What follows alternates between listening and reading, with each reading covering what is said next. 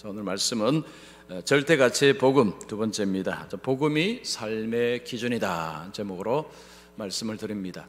자, 여러분 백신을 맞으신 분들은 타이레놀을 아마 복용을 하셨을 것입니다.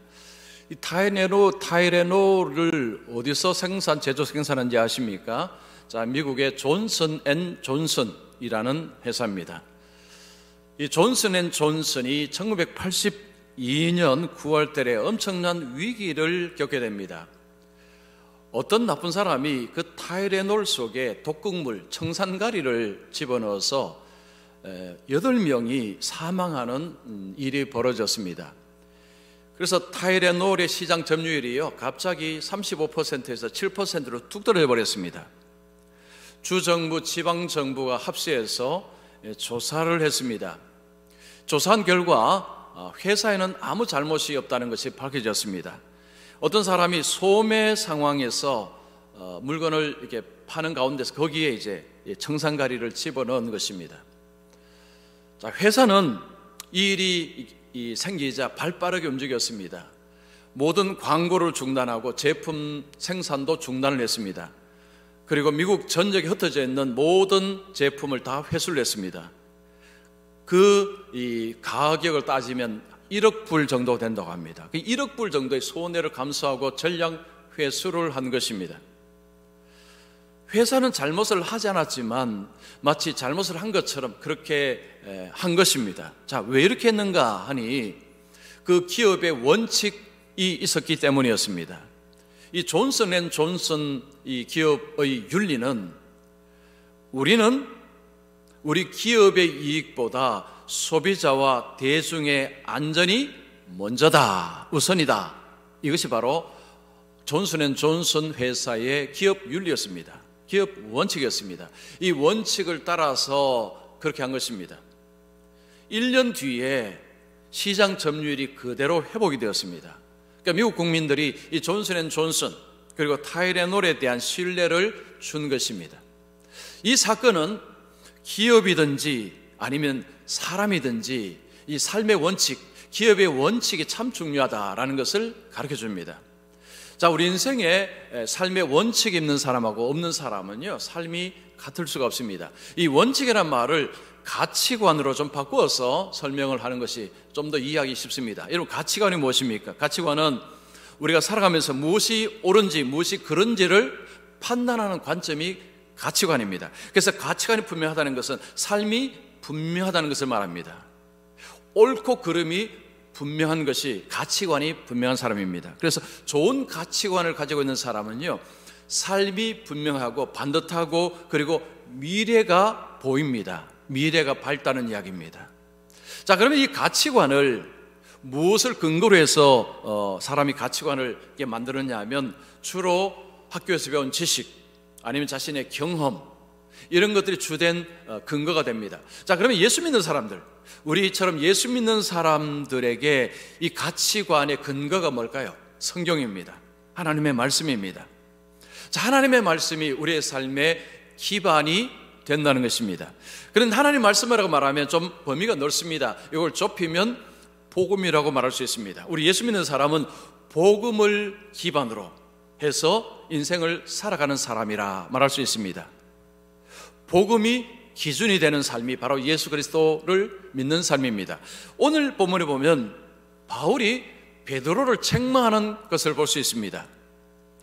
베드로가 뭘 잘못했습니다. 그 잘못한 것에 대해서 바울이 이렇게 말합니다. 당신은 복음을 따라 살지 않았습니다. 복음을 따라 행하지 않았습니다. 복음을 기반해서 행하지 않았다라고 책망을 한 것입니다. 그래서 오늘 말씀은 우리가 살아가면서 우리의 삶의 기준이 복음이 되어야 된다. 복음이 우리의 삶의 기반이 되어야 된다라는 것을 우리에게 말씀합니다. 자, 그러면 왜 복음을 우리가 기반으로 삼아야 되느냐? 두 가지 이유 때문입니다. 자, 첫 번째입니다. 복음의 진리를 따라 살지 않을 때 위선자가 되기 때문입니다. 우리가 복음을 따라 살지 아니하면 우리는 곧 위선자가 되어버립니다. 자, 오늘 읽을 말씀에 참 놀라운 광경을 봅니다. 바울이 베드로를 책망을 한다는 것은 상당히 놀라운 광경입니다. 여러분 11절을 보십시오. 게바가 안디옥에 이르렀을 때 책망받을 일이 있기로 내가 그를 대면하여 책망하였노라. 게바는 베드로를 말합니다. 베드로가 안디옥은 이방 땅입니다. 그 안디옥 교회 거기에 갔는데 거기에서 바울은 베드로를 책망을 한 것입니다. 은밀하게 책망한 것도 아니고요, 공개적으로 사람들 보는 앞에서 대놓고 책망을 한 것입니다. 바울은 예수 믿는 사람을 핍박하다가 뒤늦게 사도가 된 사람입니다. 베드로는 예수님의 수제자입니다. 베드로가 바울을 책망을 한다 하면 뭐 그럴 수도 있겠다 생각이 드는데, 바울이 베드로를 책망한다, 어떻게 이럴 수 있을까 싶을 정도로, 사실 우리 정서로 보면 이게 참 이런 일이 과연 일어날 수 있을까 싶었는데, 그런데 실제로 그런 일이 일어났습니다. 그 도대체 이유가 뭘까요? 12절에 이유가 있습니다. 야고보에서 온 어떤 이들이 이르기 전에 게바가 이방인과 함께 먹다가 그들이 오매 그가 할례자들을 두려워하여 떠나 물러가매. 베드로가 안디옥에 가서 안디옥 교회 교인들, 거기는 이방인들입니다. 그 이방인 그리스도인들과 함께 만나서 교제하면서 식사를 함께 하고 있었습니다. 그때 마침 예루살렘에서 유대인들이 그곳에 왔습니다. 이들은 누구냐 하니까 야고보에 의해서 보냄을 받았다고 주장하는 사람들입니다. 야고보는 예수님의 동생입니다. 그리고 예루살렘 교회 지도자입니다.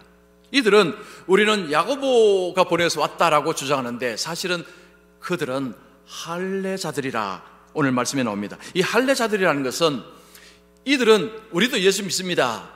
그런데 이방인들은 할례를 받아야 됩니다. 그리고 율법을 지켜야 하나님 앞에 의롭다함을 받습니다. 그래서 구원을 받을 수 있습니다 라고 주장하는 사람들이었습니다. 유대주의자들이 이런 주장했죠. 바로 이들이 유대주의자들입니다. 이들이 지금 안디옥에 오자 갑자기 베드로가 벌떡 일어나서 식사하다 말고 그냥 주랭랑 쳐버린 것입니다. 자, 그러면 베드로만 일어섰느냐? 베드로와 함께 먹던, 같이 왔던 유대인 그리스도인, 그 중에는 유명한 바나바도 끼었습니다. 베드로가 벌떡 일어나 가버리자 옆에 사람들 같이 일어나서 지금 가버렸다는 것입니다. 그럼 베드로가 왜 이렇게 했을까요? 바울은 왜 베드로를 책망을 했을까요? 전통적으로 유대인들은 이방인들하고 섞이지 않습니다. 우리가 구약 율법에 보면 정결법이라는 법이 있습니다. 음식도 정결한 음식이 있고 부정한 음식이 있습니다. 부정한 음식은 그들이 먹지 않았습니다. 정결한 음식을 먹었습니다. 그들은 사람도 이렇게 나누었습니다. 유대인들은 정결한 사람들, 깨끗한 사람들, 이방인들은 부정한 사람들, 죄인이라고 여겼습니다. 그래서 그들은 이방인들과 같이 일하지 않았습니다. 그리고 이방인들과 같이 먹지 않았습니다. 이방인들과 같이 먹는다라는 것은, 그것은 있을 수 없는 일이었습니다. 근데 베드로가 안디옥에 와서 지금 이방인들과 먹었습니다. 왜 먹었을까요? 베드로는 복음을 전하는 사람이고 복음을 믿는 사람입니다. 그 복음이 무엇입니까? 이방인들지라도, 유대인이 아닐지라도, 할례를 받지 않아도, 율법을 지키지 않아도 예수 그리스도를 믿으면 하나님 앞에 의롭다함을 받는다, 구원받는다 라고 주장하는 것이 이게 복음입니다. 그래서 베드로는 그 복음을 믿고 있기에 이방인들, 그리스도인들, 이들은 할례를 받지 않았지만 예수 그리스도를 믿기에 이들도 하나님 앞에 의롭다함을 받는 자들이다. 그래서 그냥 식사를 한 것입니다. 베드로는 이방인들이 어떻게 구원받는가를 스스로가 입으로 이야기한 사람입니다. 여러분, 사도행전 15장 11절을 보십시오. 우리는 그들이, 이방인들입니다. 우리 유대인들입니다. 우리와 동일하게 주 예수의 은혜로 구원받는 줄을 믿노라. 지금 이 상황이 어떤 상황이냐면, 예루살렘 교회에서 이제 총회로 모였습니다. 회의를 하기 위해서 모였습니다. 회의 안건은 이방인들은 어떻게 구원을 받는가라는 것이 그 회의의 주제였습니다. 이 결론을 내리고 베드로가 대표로 선언을 한 것입니다. 그 선언이 바로 15장 11절입니다. 그들 이방인들도 동일하게 예수 그리스도를 믿으면 구원받는다 라는 것이 대표자로서 베드로가 선언한 것입니다. 그는 자기 스스로가 이 복음을 믿고 있었고 이 복음을 자기 입으로 선언하는 사람이기 때문에 이방인들과 식사하는데 아무 문제가 없었습니다. 그런데 유대인들이 오자 갑자기 벌떡 일어나서 가버린 것입니다. 왜 이렇게 했을까요? 자, 말씀에 그들을 두려워하여 라는 표현합니다. 두려워했다는 것입니다. 베드로가 뭘 두려워했을까요? 그 예루살렘 유대인들, 그 할례자들에게 뭘 두려워한 것입니까? 그들이 베드로가 이방인들과 밥 먹을 때 뭐라고 할까요? 아니 당신이 유대인인데 왜 저 부정한 이방인들과 밥 먹습니까? 라고 비난을 할 것이 두려웠다는 것입니다. 베드로는 예수님의 수제자입니다. 예루살렘에서 베드로의 위상이라는 것은 어마어마합니다. 그의 권세, 그의 인기는 굉장합니다. 그런데 예루살렘에서 온 어떤 사람들이 베드로가 이방인들과 밥 먹는 것을 보고 그들은 생각하기를 저들이 할례를 받지 않았기에 저들은 부정하다고 생각을 하고 있는 자들이 할례자들입니다. 그런데 저 부정한 자들과 베드로가, 예수님 수제자 베드로가 지금 같이 밥 먹는다, 아니 어떻게 예수님 수제자가 저럴 수 있느냐 하고 예루살렘에 돌아가서 험담을 할 것이 뻔합니다. 그러면 자신이 갖고 있는 위신, 체면 이런 것들을 잃을까 두려웠다는 것입니다. 이것을 13절에서 외식이라, 외식했다라고 표현했습니다. 집 바깥에서 밥 먹었다는 이야기 아닙니다. 위선이란 말입니다. 외식어 다의 말은 위선입니다. 베드로는, 그리고 그와 함께한 바나바는 위선의 행동을 했다라고 정면으로 바울이 지적을 했습니다. 자, 위선이 뭡니까? 위선은 진짜를 감추고 가짜로 행동한 것입니다. 위선이란 말에 나온 배경은 이렇습니다. 자, 로마 시대의 연극을 할 때에 배우들은 가면을 썼습니다. 가면을 쓰고 연극을 했습니다. 그 가면 쓴 배우를 향해서 위선이라고 불렀다고 합니다. 진짜를 감추고 가짜를 드러낸 것이, 이게 바로 위선인 것입니다. 베드로는 진짜가 무엇입니까? 복음이 진짜입니다. 자기가 복음을 믿고 있습니다. 이방인들도 할례를 받지 않아도, 율법을 지키지 않아도 예수 믿어서 의롭다함을 받는다, 하나님 앞에 깨끗함을 받는다 라고 그가 믿고 있는데 지금 그의 행위는 완전히 반대입니다. 마치 이들과 밥 먹으면 안 되는 것처럼, 이들을 부정한 사람으로 여기는 것처럼 베드로가 행동을 해버린 것입니다. 그래서 위선이라는 것입니다. 자, 이 위선을 할 때에 바울이 어떻게 책망하는가 보십시오. 여러분 14절 보십시오. 그러므로 나는 그들이 복음의 진리를 따라 바르게 행하지 아니함을 보고 모든 자 앞에서 게바에게 이르되 복음의 진리를 따라 행하지 아니하였다라고 책망했습니다. 예수 믿는 사람은 복음의 진리를 따라서 행해야 된다는 것입니다. 베드로가 복음의 진리를 따라 행하는 것 같았는데 바꿔버렸습니다. 온전히 복음을 따라서 행하지 아니하였다라고 책망한 것입니다. 자, 그 다음에 말씀 보십시오. 내가 유대인으로서 이방인을 따르고 유대인답게 살지 아니하면서 어찌하여 억지로 이방인을 유대인답게 살게 하려느냐. 말이 좀 어려운 편입니다. 좀 쉽게 풀이하면 이렇습니다. 베드로는 유대인입니다. 유대인인데 베드로는 예수를 믿고 복음을 믿습니다. 그 복음은 더 이상 율법을 지키지 않아도 예수만 믿어서 의롭다함을 이야기하는 것이 복음입니다. 그래서 베드로는 더 이상 율법을 따르지 아니하고 율법에 매이지 않고 율법에서 해방된 자로 살고 있습니다. 이 모습은 마치 이방 사람들 같습니다. 왜냐, 이방 사람들은 복음을 따라 살지 않기 때문에. 이것은 옳다는 거죠. 유대인이지만 복음을 받아들이면 더 이상 율법에 매이지 않아도 된다. 이것은 옳은데, 자, 그런데 그 다음에 문제입니다. 어찌하여 억지로 이방인을 유대인답게 살게 하려느냐. 아니, 당신은 율법에서 해방되었다라고 그렇게 스스로 믿고 있으면서 왜 갑자기 이방인들이 유대인처럼 할례를 받아야 된다고 이야기하는 그 유대인들처럼 당신은 그렇게 행동하고 있느냐는 것입니다. 왜 이방인을 유대인처럼 만들기 위해서 애쓰는 다른 그런 할례자들처럼 그렇게 하고 있느냐? 즉 당신이 믿는 것하고 행동하는 거 완전히 반대잖아. 그런 이야기를 하는 것입니다. 자, 베드로는 그냥 보통 사람도 아닙니다. 예수의 수제자입니다. 그리고 예루살렘 그 회의에서 대표자로 이방인들은 할례를 받지 않아도 괜찮습니다.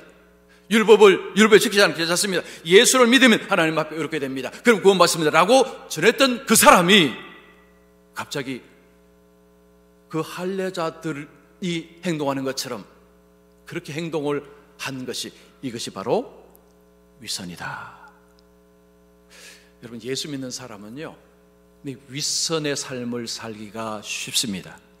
저와 여러분, 저도 포함해서 우리 모두는 윗선의 삶을 살기가 정말 쉽습니다. 즉 믿는 것 따로, 행동 따로, 말 따로, 삶 따로, 이 따로 국밥 삶을 살기가 굉장히 쉽습니다.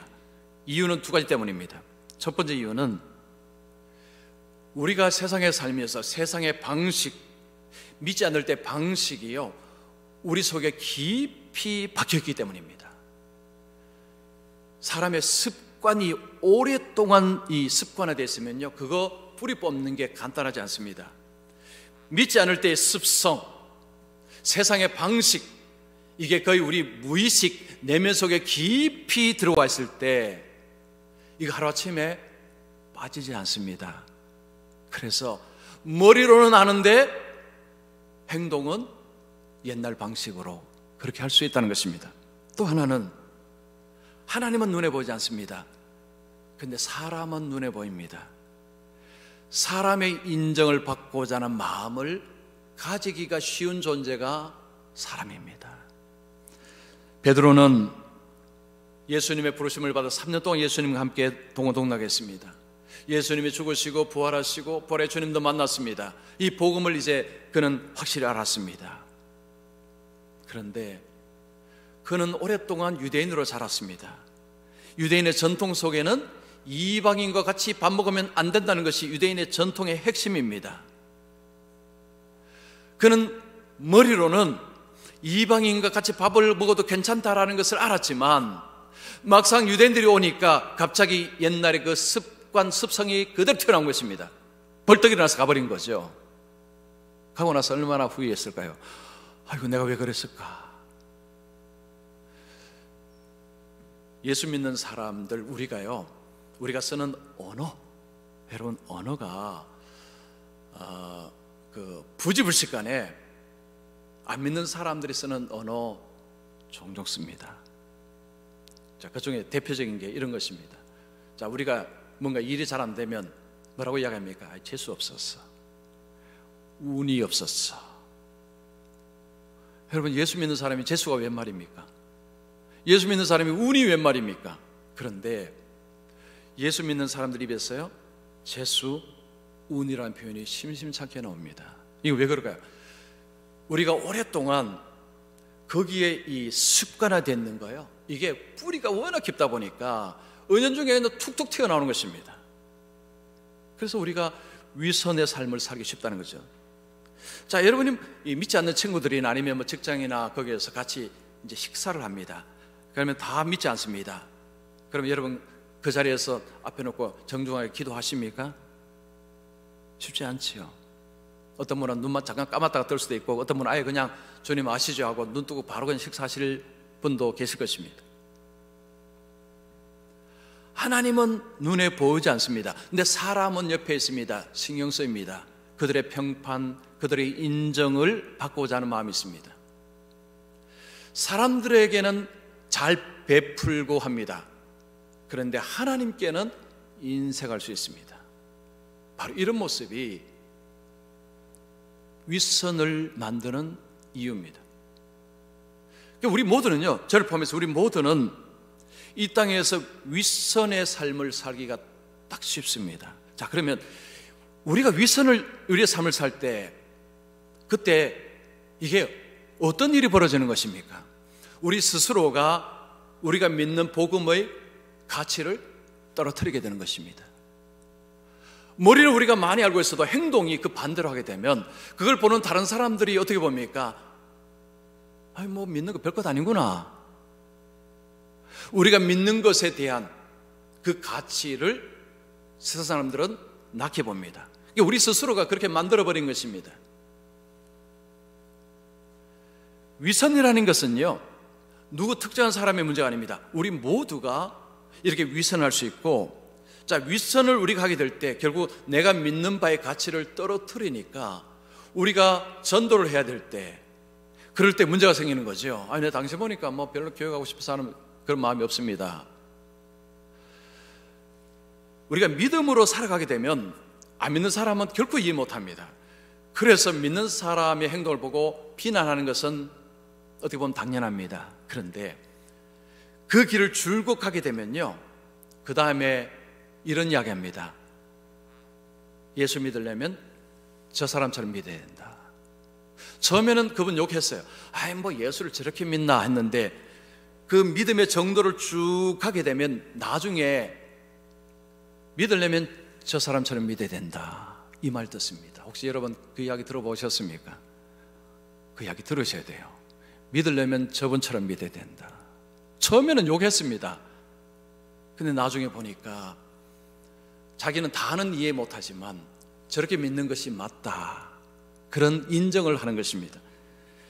우리가 말로서도 복음을 전하지만요, 더 중요한 것은 삶입니다. 삶. 울림은 말보다 삶이 훨씬 더 큽니다. 그래서 너무 쉽게 우리가 위선자의 자리에 들어갈 수 있다는 것, 우리가 믿는 바에 반대되는, 믿기는 믿는데 다른 식으로 행동하게 되는 그럴 가능성이 너무너무 많다는 것, 이걸 우리가 생각하고 사는 것이 필요합니다. 그래서 복음을 따라서 산다는 것은요, 복음을 따라 산다는 것은 우리의 삶을 통해 복음의 가치, 교회의 가치, 우리 믿음의 가치를 드러내는 하나의 방식입니다. 그래서 우리가 믿는 대로 살지 않는다는 것은 위선의 삶을 사는 것이고, 복음을 가린다는 것, 여러분 이것을 생각하고 우리의 모습을 잘 보며 살 필요가 있습니다. 자, 두 번째입니다. 율법이 아니라 하나님의 은혜로 구원받기 때문입니다. 자, 복음은 율법이 아니라 하나님의 은혜로 구원받는다라고 주장을 합니다. 그래서 복음이 우리의 삶의 기반이 되어야 됩니다. 자, 15절에서 21절의 말씀은요, 우리가 잘 아는 말씀이고, 그리고 굉장히 중요한 말씀입니다. 그래서 이 말씀을 보게 되면 무슨 말씀인지는 여러분 아실 것입니다. 그런데 이거 한번 설명을 해보라 하면 쉽지 않습니다. 그러니까 익숙하기는 한데 내가 막상 설명하려고 하면 어려운 말씀이기도 합니다. 자, 보겠습니다. 15절 보시면 우리는 본래 유대인이요 이방저인이 아니로되, 이게 무슨 말이냐면 지금 바울은 자신도 유대인입니다. 베드로도 유대인입니다. 우리는 원래 유대인으로서 우리는 하나님의 선민이요, 우리는 정결한 사람이요, 우리는 깨끗한 사람으로 알고 저 이방 사람들은 불결한 사람이요, 죄인으로 알고 있는 유대인의 방식을 이야기하는 것입니다. 유대인들이 이렇게 생각을 하고 있다는 것입니다. 자, 그런데 16절 보십시오. 사람이 어렵게 되는 것은 율법의 행위로 말미암음이 아니요 오직 예수 그리스도를 믿음으로 말미암은 줄을 알므로 우리도 그리스도 예수를 믿나니 이는 우리가 율법의 행위로서가 아니고 그리스도를 믿음으로써 의롭다 함을 얻으려 함이라. 율법의 행위로서는 의롭다 함을 얻을 육체가 없느니라. 이건 이런 이야기입니다. 자, 우리는 유대인들로서 우리는 선민이고 우리는 하나님의 구원 백성이다. 우리는 율법을 가지고 있기 때문에 우리는 하나님이 우리를 의롭다고 여기신다라고 유대인들이 스스로가 그렇게 생각을 하고 있었는데, 그런데 알고 보니 이게 아니었다는 거죠. 알고 보니 우리 유대인들도 구원받기 위해서는 예수님을 믿어야 합니다. 바로 그 이야기입니다. 우리 유대인들도 율법으로 구원받는 것이 아니라 예수님을 믿음으로 하나님께서 우리를 의롭다고 하십니다. 알고 보니 이게 진짜입니다. 지금 그 이야기를 하는 것입니다. 우리 유대인들도 구원받기 위해서는 예수님을 믿어야 됩니다. 바로 그 이야기 하는 것입니다. 자, 그런데 이 땅에서 예수님 열심히 믿었습니다. 그래서 이제 나중에 하나님 앞에 딱 섰습니다. 근데 하나님께서 너 왜 율법 안 지켰어? 너 죄인이야 라고 한다면, 그러면 어떻게 되는가? 여러분 17절에 그 말입니다. 한번 보십시오. 만일 우리가 그리스도 안에서 의롭게 되려 하다가 죄인으로 드러나면 그리스도께서 죄를 짓게 하는 자냐? 결코 그럴 수 없느니라. 이 땅에서 예수를 믿어서 구원받는다고 철석같이 믿고 이제 죽었습니다. 하나님 앞에 섰습니다. 근데 하나님께서 너 왜 율법 안 지켰어? 라고 하게 되면 갑자기 죄인이 되어버리는 것입니다. 자, 그러면 이게 무슨 일이냐? 예수님이 범법자가 되는 행위라는 것입니다. 예수님을 중죄인으로 만드는 행위가 바로 그런 일이 일어난다면 그 말입니다. 즉 하나님이 너 왜 율법 안 지켰어? 라고 한다면 하나님이 하나님 아들 예수를 중죄인으로 만들어버리는 행위가 된다. 바울은 뭐라고 이야기합니까? 결코 그럴 수 없느니라. 그런 일은 일어나지 않는다는 이야기죠. 어떻게 하나님이 하나님 아들을 중죄인으로 만들 수 있습니까? 18절 보십시오. 만일 내가 헐었던 것을 다시 세우면 내가 나를 범법한 자로 만드는 것이라. 헐었다는 것은 율법을 지키는 것이 아니고 이제는 율법이 아니라 율법에서 해방이 되어서 믿음으로, 즉 율법을 이제 지키는 것에서 아니고 율법에서 해방된 것인데, 근데 내가 다시 율법을 다시 지켜야 된다고 내가 주장한다면 나는 범법자다. 자, 그 이야기하는 것입니다. 즉 바울은 무슨 이야기 하냐면요, 유대인들도 구원받기 위해서는 오직 하나밖에 없다는 것입니다. 예수 그리스도를 믿어야 구원받는다. 만약에 율법을 지켜서 구원받는다라고 하면 하나님의 아들은 중죄인이 되는 것이다. 범법자로 만드는 것이다. 어떻게 하나님이 하나님 아들을 범법자로 만들 수 있느냐? 그런 일은 없다는 거죠. 불가능하다는 것입니다. 자, 19절 보십시오. 내가 율법으로 말미암아 율법이 다하여 죽었나니. 자, 바울은 예수 믿는 자에게 일어난 놀라운 일을 이야기합니다. 율법에 대해서 죽었다라고 이야기합니다. 율법에 대해서 죽었다는 것은 율법이 더 이상 정죄하지 못한다는 것입니다. 자, 예수 믿는 사람에게 율법이 너 죄인이야 라고 못한다는 거죠. 왜냐? 20절 보십시오. 내가 그리스도와 함께 십자가에 못 박혔나니. 왜냐? 내가 예수님이 죽을 때 나도 같이 죽었기 때문이다. 예수님 왜 죽으셨습니까? 율법에서 죄인에게 그 대가는 무엇입니까? 죽음입니다. 즉 율법의 형벌로 예수님이 죽으신 것입니다. 자, 우리 대신 예수님이 죽으셨는데, 그런데 지금 바울은 예수 믿는 사람은 예수님이 죽을 때 나도 같이 죽었다. 이거 무슨 말이냐면요, 내가 받아야 될 형벌 받았다는 이야기죠. 왜냐? 예수님께 죽었기 때문에. 그 이야기라는 것입니다. 예수님이 내 대신 형벌을 받았는데, 그런데 믿음은요, 예수님 안에 쏙 들어가는 것입니다. 그래서 예수님이 죽을 때 사실은 나도 죽었다. 그래서 율법은 나에게 정죄하지 못한다. 그 이야기를 하는 것입니다. 자, 20절 중반절을 보면 이제 내가 육체 가운데 사는 것은 나를 사랑하사 나를 위하여 자기 자신을 버리신 하나님의 아들을 믿는 믿음 안에서 사는 것이라. 예수님은 죽으시고 다시 살아나시면서 우리도 다시 살아났습니다. 이제 다시 살아나서 어떻게 사느냐? 믿음으로 살아갑니다. 예수님을 주인으로 여기고 예수님을 위해서 살아가는 삶이 된다는 것입니다. 왜냐하면 하나님의 은혜가 깨달아졌어. 21절입니다. 내가 하나님의 은혜를 피하지 못하노니. 이 말은 지금 하나님께서 나를 구원하시고자 하는 이 엄청난 일을 가만히 보니까 내가 한 게 하나도 없습니다. 하나님이 다 하셨습니다.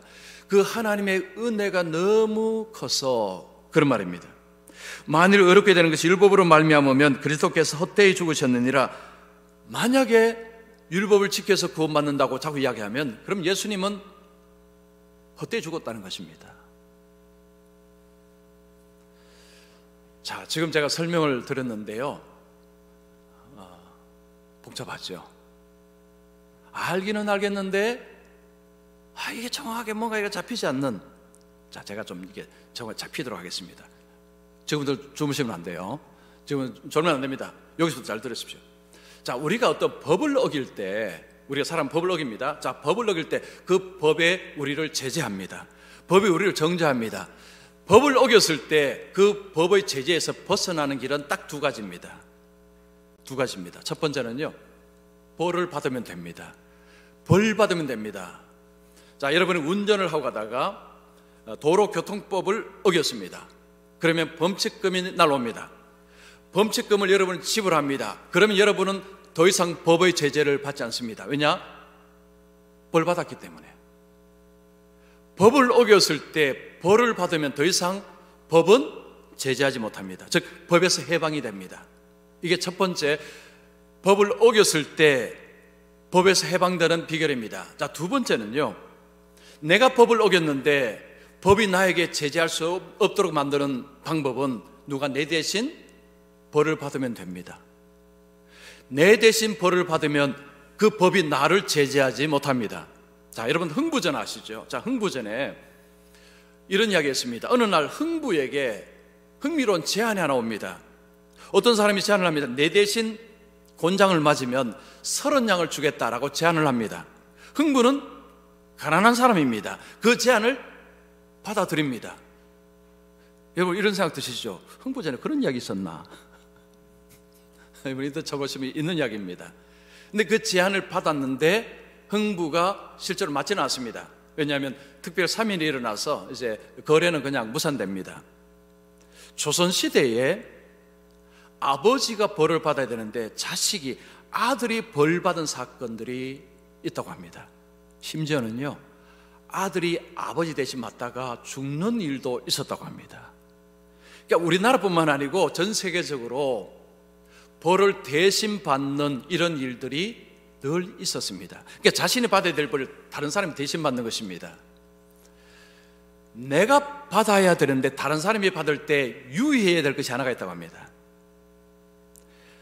다른 사람이 내 대신 벌을 받을 때 나도 그 사람이 벌 받는 그 마음으로 같이 지내야 된다는 것입니다. 만약에 나는 벌 받지 않으니까 이제 기고만장해졌어요. 막 큰 소리 치고 막 그렇게 하다가는 나중에 문제가 된다고 합니다. 그래서 내 대신 누가 맞으면요, 직접 나는 맞지는 않았지만 같이 맞는 심정으로 살아야 된다는 것입니다. 이게 대신 벌 받는 자가 취해야 될 태도라고 합니다. 자, 십자가로 돌아오겠습니다. 예수님은 십자가에서 우리 대신 벌을 받으셨습니다. 그래서 우리는 율법이 우리를 정죄하지 못합니다. 왜냐? 예수님이 대신 벌 받았기 때문에. 자, 그런데 오늘 본문에서 바울은 한 가지 더 이야기합니다. 예수님이 십자가 죽을 때 우리도 죽었다고 이야기합니다. 그 말은 벌을 받아서 죽었다는 이야기죠. 그러면 율법은 더 이상 우리를 정죄할 수 없는 것입니다. 이 놀라운 이야기를 하는 것입니다. 자, 그럼 이제는 우리가 어떻게 살아야 될 것이냐? 실제로 내가 벌 받은 것은 아닙니다. 주님이 벌 받으셨습니다.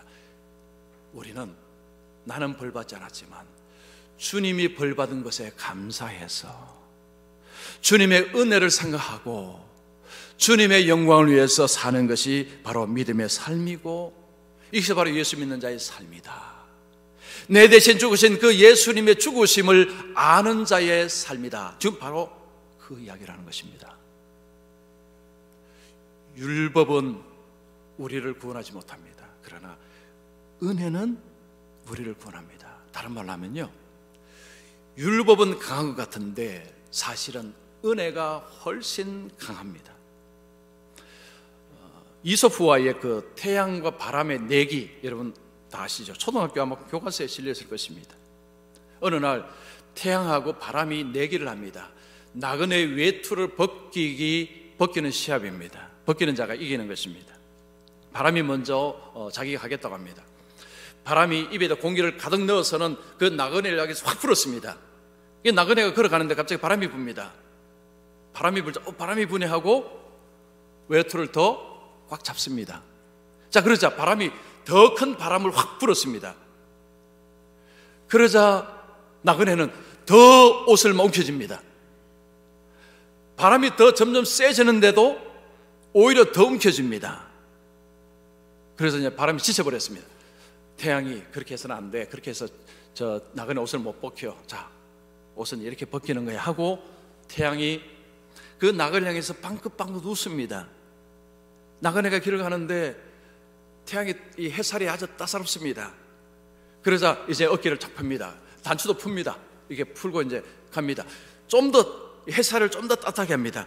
얼굴에 땀이 이렇게 맺힙니다. 그러자 나그네가 아이고 덥구나 하고 외투를 벗습니다. 태양이 말합니다. 외투는 이렇게 벗기는 거야. 우리가 회개하고 예수를 믿은 동기는요, 율법이 너 회개 안 하면 너 죽어, 너 회개 안 하면 벌 받아 라고 막 우리에게 으름장을 줘서 아이고 겁이 나서 회개하고 했습니까? 아니요. 그런 사람 아무도 없습니다. 어떻게 회개합니까? 하나님께서 예수 그리스도의 십자가를 통해서 우리에게 보여주신 하나님의 사랑과 은혜를 우리에게 알려주셔서 그 은혜를 알고 나서 하나님, 제가 죄인입니다, 저를 용서해 주시옵소서 라는 회개가 일어난 것입니다. 율법은요 막 윽박지릅니다. 너 안 하면 벌 받는다, 너 안 하면 죽는다 라고 막 윽박지릅니다. 근데 아무리 윽박질러도요 그거 듣고 회개하는 일은 없습니다. 사람 못 바꿉니다. 근데 하나님이 예수 그리스도를 통해서 보여주신 그 하나님의 사랑을 깨닫고 나자, 그 하나님의 은혜를 깨닫고 나면 그때부터 이제는 내가 뭘 어떻게 해야 되나, 이제 내가 주님을 위해서 어떻게 해야 되나, 하나님께 감사하고 회개하고 이런 삶을 살아가는 것입니다. 사람을 바꾸고 변화시키는 것은요 율법이 아니고, 율법의 공포가 아니고 하나님의 은혜라는 것입니다. 그래서 율법보다 하나님의 은혜가 훨씬 강하다라고 말할 수 있습니다. 자, 그러면 이 은혜를 받은 사람은요 어떻게 살까요? 바울은 지금 계속 은혜를 이야기합니다. 자, 바울을 보겠습니다. 정작 그 은혜를 이야기하는 바울은 어떻게 살았습니까? 자, 여러분 고린도전서 15장 10절 말씀, 자, 이건 우리 같이 읽어야 됩니다. 자, 같이 읽겠습니다. 내가 나 된 것은 하나님의 은혜로 된 것이니 내게 주신 그의 은혜가 헛되지 아니하여 내가 모든 사도보다 더 많이 수고하였으니 내가 한 것이 아니요 오직 나와 함께 하신 하나님의 은혜로라. 자, 바울은 교회를 핍박하던 사람이었습니다. 그런데 부활의 주님이 그를 만나시고 그를 사도로 삼으셨습니다. 바울은 말합니다. 내가 그렇게 나쁜 사람이었는데 하나님이 내게 찾아오셔서 나를 사도로 만들어주셨다. 이건 하나님의 은혜다. 지금 내가 나 된 것은 하나님의 은혜다. 내가 하나님께 쓰임받는 것도 이거 전부 다 하나님의 은혜다. 그렇게 하면서 놀라운 이야기를 합니다. 그 다음을 보십시오. 내게 주신 그의 은혜가 헛되지 아니하여 내가 모든 사도보다 더 많이 수고하였으니. 바울은 이 하나님의 은혜를 입고 나서 그 은혜가 너무 감사해서 다른 사도보다 출발이 늦었습니다. 그런데 다른 사도보다 더 많이 수고하였다라고 이야기합니다. 더 많이 애썼다는 거죠. 그 애쓴 동기가 뭐라는 것입니까? 하나님의 은혜라는 것입니다. 은혜가 이런 것입니다. 자, 우리 성도님들, 여러분들은 하나님 앞에서 어떻게 살고 계십니까? 하나님의 은혜가 너무너무 감사해서 내가 우리 교회 다른 성도들보다 더 많이 수고하는 것이 마땅하지, 그렇게 생각하고 사십니까? 아니면 내가 왜 이렇게 해야 되나? 아니 뭐 저분도 안 하고 저분도 안 하는데 내가 왜 같이 홀로 짐을 져야 되나? 아, 이거 하고 있는 것도 언제 좀 내려놓지, 빨리 좀 내려놔야 될 텐데 라고 생각하고 사십니까? 자, 우리 청년들이 있는데 뭐 그렇게 뭐 열심히 뭐 그렇게 뭐 예배 드리고 해야 되나? 그냥 뭐 적당하게 하면 되지, 이렇게 생각합니까? 자, 여러분 어디 전자입니까 후자입니까? 하나님의 은혜는요 우리로 하여금 자발적으로 움직이게 합니다. 하나님이 내게 은혜를 이렇게 주셨는데, 하나님이 나에게 이런 은혜를 주셨는데 내가 이렇게 했으면 안 되지, 내가 이렇게 겸비하면 안 되지, 내가 좀 이렇게 하면 이건 맞지 않지, 이건 아니지, 이러면 안 되지 하면서 내가 저분보다 내가 더 해야지. 저에게 적용하면 이렇습니다. 하나님이 내게 주신 내가 얼마나 큰데 다른 목사들보다 더 많이 내가 수고해야지. 이게 은혜를 제대로 받은 목사라면 해야 되는 고백이라는 것입니다. 저는 우리 여러분들이 이런 고백을 했으면 좋겠습니다. 하나님 은혜가 너무 고마워서 내가 우리 교회 다른 성도들보다, 내가 다른 형제보다, 다른 자매들보다 더 많이 내가 수고하는 것이 마땅하지. 그렇게 해서 누가 봐서가 아니고요, 누구를 인정을 받고 복받기 위한 것이 아니라 이미 주신 하나님의 은혜로 인해서 그렇게 사는 것이, 이게 바로 은혜를 아는 자의 삶이라는 것입니다. 복음은요, 우리를 살리는 것입니다. 복음으로 우리가 살아야 되는 이유는 복음이 우리에게 하나님 은혜를 줬기 때문에, 복음이 우리를 살리기 때문입니다. 그래서 자, 오늘 우리 예배드릴 우리 모든 분들은 이 복음을 기반으로, 복음이 주시는 그 은혜를 기반으로 해서 살아가셔서 정말로 우리 주님을 위해서, 주님의 영광을 위해서 열심으로 뛰시고 열심히 달려가셔서 나중에 달려가고 난 뒤에 하나님 감사합니다, 이렇게 열심히 뛴 것 주님의 은혜 덕분입니다 라고 고백할 수 있는 우리 모든 분들이 되시기를 축원합니다.